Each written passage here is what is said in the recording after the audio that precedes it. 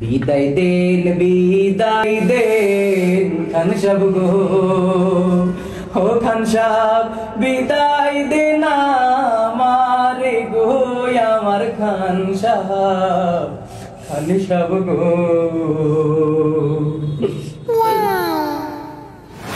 আসসালামু আলাইকুম রহমতুল্লাহি ওয়া বারাকাতুহু। সুপ্রিয় দর্শক, আপনারা কেমন আছেন? আজকে আবারও চলে আসলাম বিশেষ সাক্ষাৎকারমূলক অনুষ্ঠানে। আজকে আমাদের যিনি অতিথি, তার সঙ্গে আমি নিজেও এখনো পরিচিত হতে পারিনি, তার কাছে আমি পরিচিত হব। তো সম্মানিত অতিথি, আপনি কোত্থেকে আসছেন, কিভাবে আসছেন, একটু আমাদের দর্শকদেরকে যদি একটু বলতেন। ডেকেছেন মাসুম ভাই, সাক্ষাৎ দিতে এসেছি তাই। ডেকেছেন মাসুম ভাই, সাক্ষাৎ দিতে এসেছি তাই। প্রশ্ন করুন, প্রশ্ন করুন, প্রশ্ন করুন। ধৈর্য ধরুন, ধৈর্য ধরুন, ধৈর্য ধরুন। আগেই প্রশ্ন করবো কেন? আপনার পরিচয়টা আমার জানতে হবে না। আপনার নাম কি? তুমি কইরো না ভাই বিন বিন, নামটি আমার জয়নুল আবেদিন। তুমি কইরো না ভাই বিন বিন, নামটি আমার জয়নুল আবেদিন। সব সুরে সুরে কয়, পুরাই শিল্পী মানুষ মনে হইতেছে আপনি। আপনাদের বাড়ি কোথায়?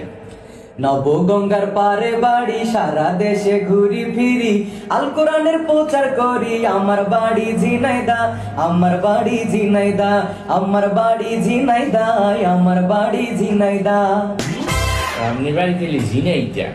ঝিনাইদাতে আমাদের একজন বিখ্যাত ইসলামী সংস্কৃতির একজন পথিকৃত আইনুদ্দিন আল আজাদ রহমতুল্লাহ জন্মভূমি। আপনি সিরিয়ালের মানুষ, তাই না? আসবে না আর কোনদিন মাওলানা আইনুদ্দিন, আসবে না আর কোনদিন মাওলানা আইনুদ্দিন।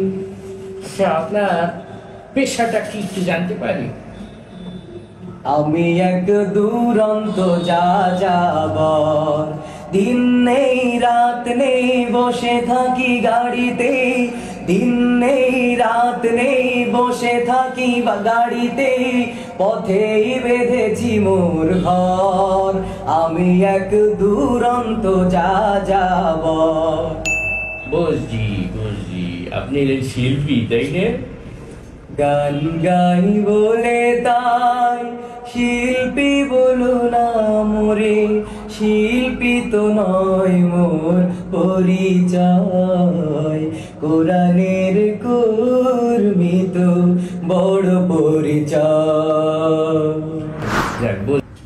তাহলে বুঝলাম যে আপনি সুরে সুরে আপনার কাজ করে যান, দিন বসার বলেন আর কথাবার্তা বলেন, সব সুরে সুরে। মানে আপনার পুরোটাই সুর, পুরো শরীরের আগাতে মাথা পর্যন্ত সুর, এই সুরে সুরেই সব করেন আপনি।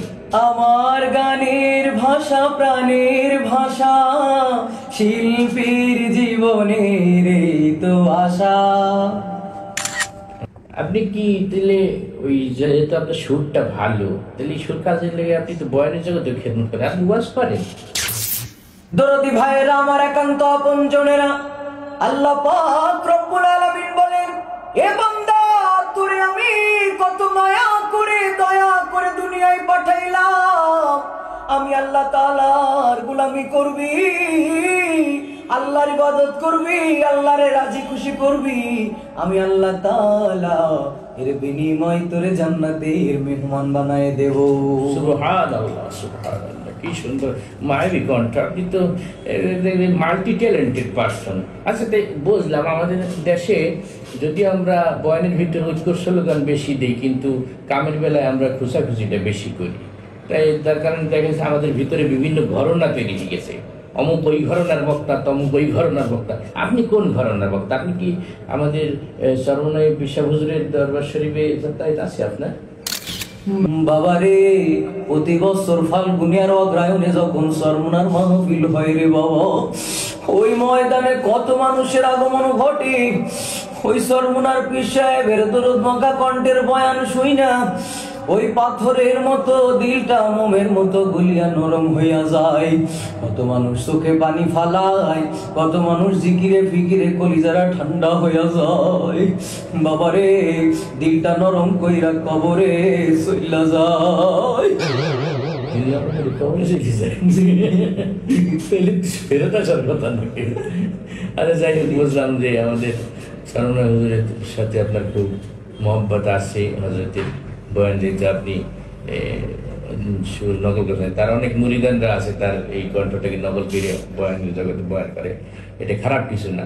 কিন্তু আমাদের ঘটনায় একটা ইয়ে আছে যে হজরতের সাথে আমাদের আরেকজন প্রতিভাবান যুবক আলেম, ওনার মাঝে মধ্যে একটা বিতর্ক দেখি।